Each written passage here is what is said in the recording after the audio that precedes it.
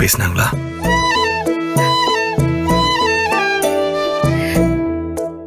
Simba, என்ன பாரு.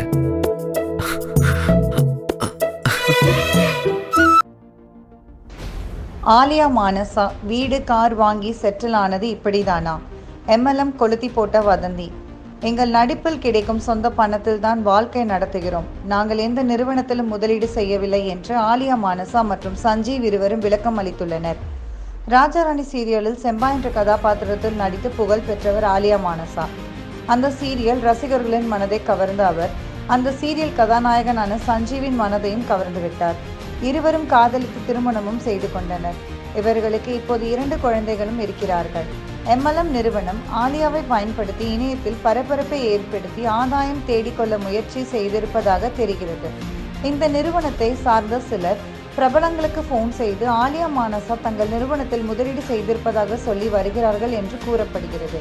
இதனால் பலர் அந்த நிறுவனத்தில் முதலீடு செய்வதற்கு முன் ஆலியா மானசாவை போனில் தொடர்பு கொண்டு ஆலோசனை கேட்கிறார்களாம். அவர்களிடம் ஆலியா நான் அது மாதிரி எதுவும் சொல்லவில்லை என்று விளக்கம் சொல்கிறாராம்.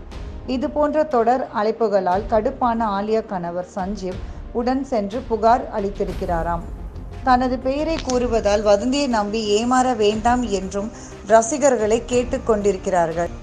எங்கள் நடிப்பில் கிடைக்கும் சொந்த பணத்தில் தான் வாழ்க்கை நடத்துகிறோம். நாங்கள் எந்த நிறுவனத்திலும் முதலீடு செய்யவில்லை என்று ஆலியா மானசா மற்றும் சஞ்சீவ் இருவரும் விளக்கம் அளித்துள்ளனர்.